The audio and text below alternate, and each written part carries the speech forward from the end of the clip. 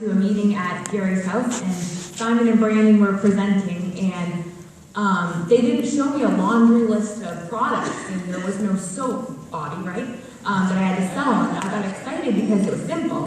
And so finally I hit that submit button, and I was scared as anything, and then my call the next day was Cynthia Delaney, and I've never turned back since, but I dangled a toe in for a while. So I'm just grateful that Gary chased me down and never gave up and persevered, because I look out and I see a lot of amazing people that I would have never met. So I'm very grateful for the LifeVantage family that we now have, and I'm looking forward to the future with you all.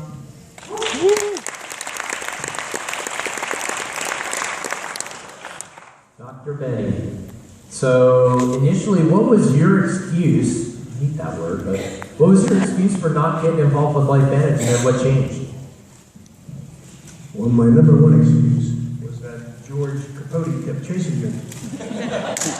And if George kept chasing you, you had to run pretty fast. He's very persistent. And I'm very glad, George, you kept on, because George is my partner today, and we do this business together. The reason I hesitated so much in the beginning is that I had an experience in network marketing many years ago. And as a physician, I was looking for products that would help my patients and that made sense to me medically. And so the things that had been brought to me were not really in that vein until George brought this opportunity. And it took me a while, because my resistance wore down after I went to the literature and really researched everything about the NRF2 system.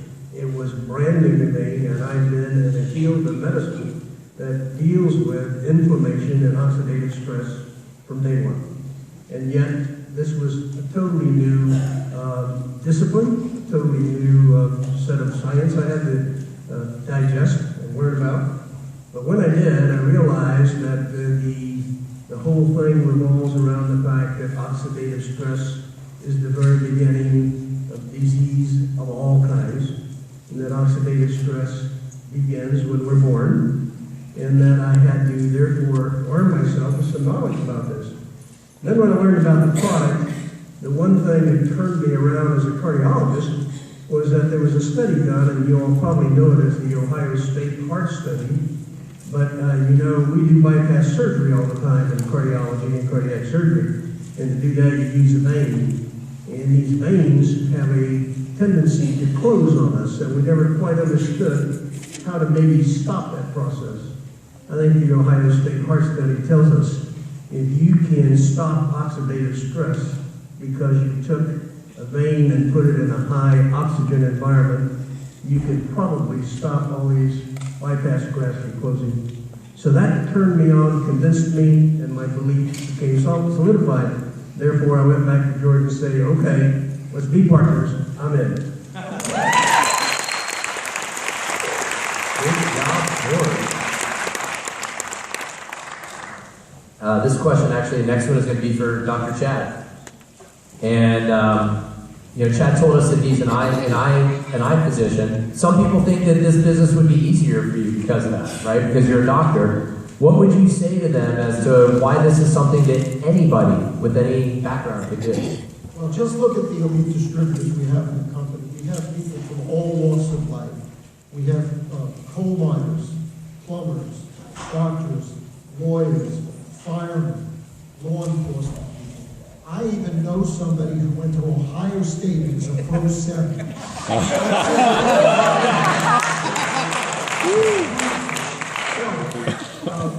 Really, it did help me when I started the business, because you get a lot of chance to talk about the product to your patients, and it builds quickly in the beginning.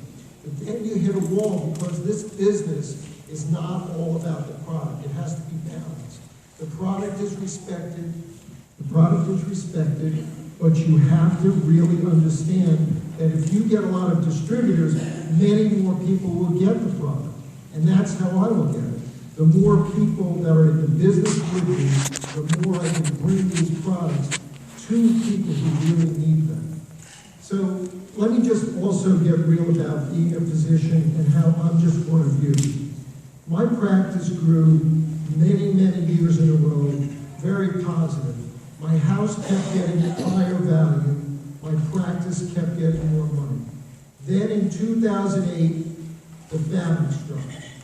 I got a letter from the bank, and it said that overnight my house lost 50% of its value. They said that my house, between the mortgage and the home equity loan, was underwater. I wasn't even in a flood zone, and they were underwater. How could that happen? Okay? So I had to do things I didn't want to do. I had to volunteer for emergency room call, 24 hours a day, 7 days a week when you do it. 36 weeks the first year when things got bad. And one time I did it 3 weeks in a row in December, 21 days when I never had any time freedom. We talk about time freedom. We want to earn time freedom. The antithesis of time freedom is being on call for 4 emergency rooms for 21 days without a break. Okay? Now, I'm sure I'm not the only one in this room who's ever woken up in the middle of the night in a cold sweat, wondering where they were going to get the money to pay their mortgage or make payroll. I had to go out at lunchtime a couple of times and raise money to make payroll for 4 o'clock in the afternoon. So I'm just one of you. Now, I was losing hope. I was losing faith in myself. I was losing any belief that anything could ever be better. And then this woman, right? And she told my wife that there was this great opportunity in a company called LifeVantage. And I didn't know what to make of that. It sounded interesting. Well, my wife found it more interesting quicker. She was ready, but she dragged me to this very room 20 months ago, almost to the day of my first premier school. Okay? I came to this room 20 months ago for premier school, and I got my hope back, I got my faith back, and I got my belief back. And I saw a way. It's okay, Brandon Cunningham cried in front of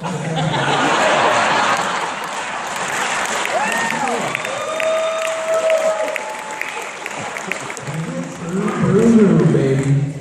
this opportunity is All the way to Pro 10, baby. I just want everyone to know in this room, this is such responsibility for me, because I was where you are at that time. I was in those seats. For anybody who's a guest here, for anybody who is a Pro 1 here, or anyone that's been in for a while and they lost their mojo, they don't have it anymore. You get it back, okay? Because this is a gift. First of all, it's a gift from Brandon and Lynette, because nobody would be here if it wasn't for them. But secondly, it's a gift from God, in my opinion, and don't look at it as, don't give up on it, okay? That's what I'm awesome.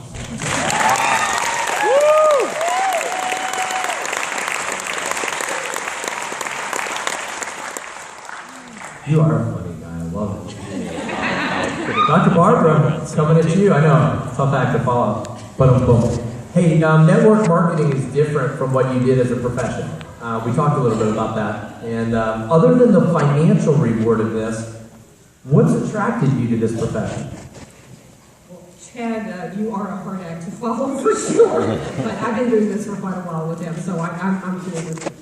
I love that question because it really made me think. And we all look at this so much in terms of financial terms, but I want to bring to you an idea that has really resonated with me because it makes sense to me. I was like, why am I doing this? I was not looking for something at all. I was ready to retire. When this came across my path, I already had the plans. Jim and I were set for retirement. We were ready to go. So what is it? Well, there's this concept that I want to tell you guys about that has really made sense to me.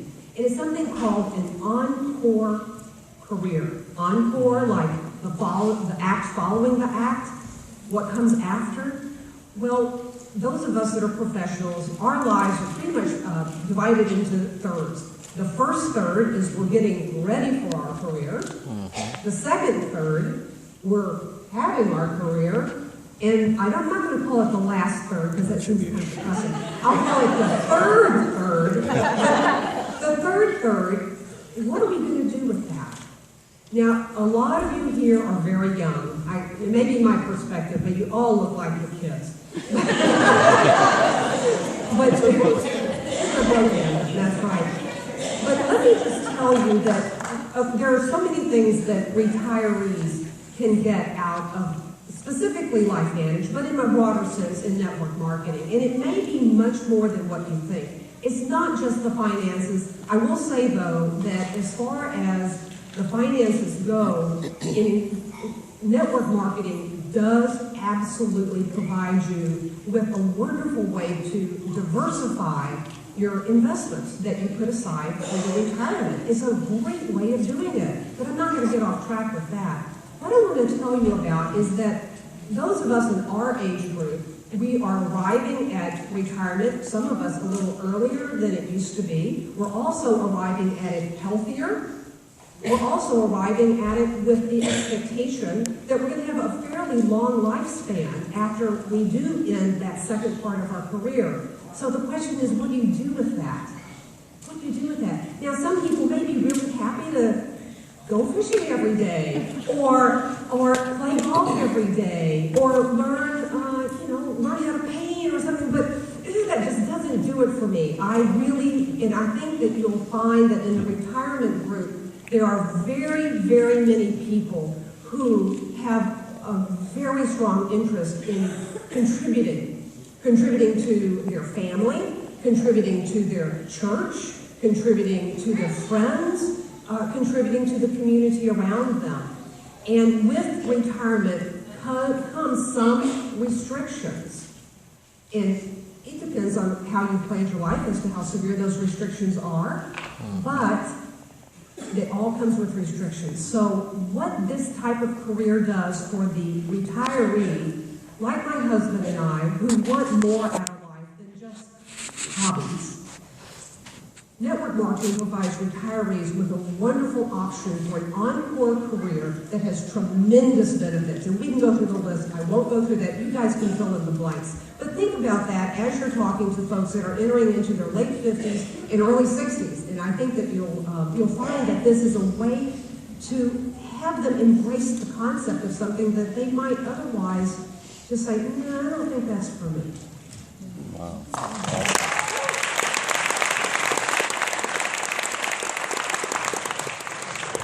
Ms. Mattingly, welcome all the way to Florida from South Carolina. Hey, what action did you take as a leader in your organization? What would you say, and what kind of actions did you take to step up as a leader? Ooh, lots. Well, first of all, you guys have to pardon me, I have a frog in my throat, and I'm high on Axio, so. Justin and I, we've done a lot. We went out to, we moved from Oklahoma City to Charleston, South Carolina, and it was just me, Justin, and Greg Morris. And for those of us who know us, there's nothing that can stop us. So, the actions that we took as a leader is perseverance and leading with a vision. You guys, a vision without action is just a daydream.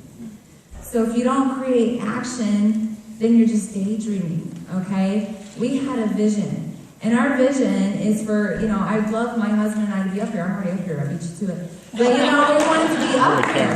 We had a vision, but in order for us to be up here, we had to create action. And by creating action is by holding meetings. Posting them up on Big Blue. And it's so cool, it wasn't cool at the time, but we wouldn't have anybody come to our meeting, but it turned into a party. So, but it was fun. But the more that we did that, we kept posting on Big Blue Calendar. Other groups from all around saw these meetings, and then they started plugging people into us.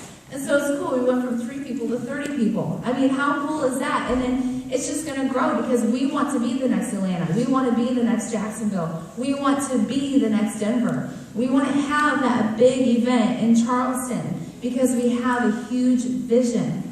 Okay? And then the other one that I wanted to bring up, you don't have to be a Pro 7 to be a leader. Okay? Once you bring somebody onto this business, you're automatically a leader. We have a huge group in the Philippines.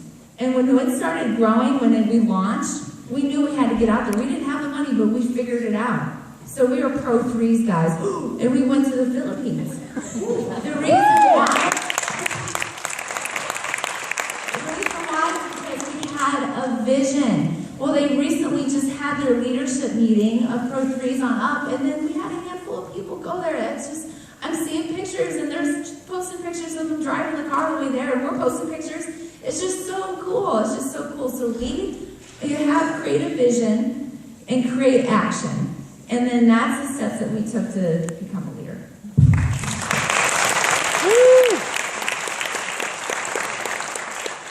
I remember when they took that trip to the Philippines, I was like, wow, that's leadership. This one's coming back to you, Chad, and it's same type of question. How, we heard from Lindsay on what she did. What did you do to step up as a leader within your own organization? Well, I decided to follow the advice that I heard, and I don't remember who said it to me first, but be the rock star that you are looking for. Be the rock star that you are looking for. So when I started in this business, I decided that I would do an information and inspiration text every morning to my team. And then I decided that I would have a team call on the first and third Sunday of the night at 7:30, of the month at 7:30, for about 15 minutes leading up to the True Blue call. And then I also decided that on the first and third Tuesday of the month, I would have an office meeting. And even if a lot of people didn't show up for the opportunity meeting, we could use it for training and rotate the people that would be presenting so that people would get used to presenting. But that's kind of a superficial answer. There's a much deeper answer than that. The answer is that service above self is the way to be a leader. Okay? Now, some of you may know that my email address has the word samurai in it. And probably everybody knows that samurai were the warrior class of ancient Japan. But I don't know how many of you know that the word samurai means to serve. And I really think that we have to serve our downline, but that's not enough. We have to serve our cross line, our upline, and the business office, the front office. We have to serve everyone in this great family of LifeVantage. It's so important. And the more you give to others, the more you will receive. And that's, I think, the real key. Now, this coming week, we'll be celebrating Hanukkah. And Hanukkah has 8 candles lit by a 9th candle. And the 9th candle is called a Shamus. And Shamus means servant. The servant candle lights the 8 candles, bringing light and goodness to the world. So that's our job. Now, the motto of LifeVantage is in LifeVantage, we make people better, and in doing so, we make the world a better place. Everybody say that with me. In LifeVantage, we make people better, and in doing so, we make the world a better place.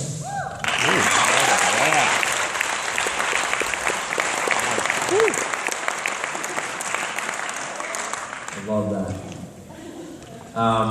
Dr. Benny. Everybody wants to hand that down to the microphone. Dr. Benny, with what you do for a living in cardiology, how do you fit LifeVantage into that type of busy schedule? I mean, the nonprofit and everything else. How have you fit LifeVantage in with your busy schedule? I got to pause for a minute. Can I assume you're a Rotarian? I was a Rotarian for many years. Service above self. I think that's the answer. Being in a position really is to be a servant. Being in a position is to care about mankind. Being in a position is to consider what you can do throughout the day for the folks that you are being asked to help. And the products for LifeVantage, particularly the initial product, the Pro-10 product, is clearly one of the most powerful non-pharmaceutical tools we have to fight oxidative stress and inflammation. And all of vascular disease is inflammation. Therefore, as I go through the day seeing patients with my nurse practitioners, we know that we're dealing with inflammation, so it becomes part of our educational process and part of the treatment for every patient. I've come to the conclusion that Protandim should be given to every human being in this world. Because it is.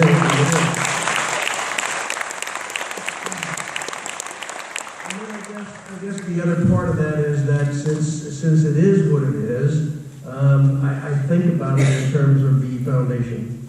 The foundation is dealing with population medicine, and I would clearly love to see in the developing world that we work in, that Protandim becomes one of the main preventative programs put in to thwart this onset of cardiovascular disease, which is, by the way, the #1 killer in the world. It's not AIDS, it's not TB, it's not cancer, it's not prostate, it's cardiovascular disease. So that means inflammation, that means oxidative stress. So I see it as being part and parcel of what I do throughout the day, and really I don't sense that it puts any burden at all. It's just an extension.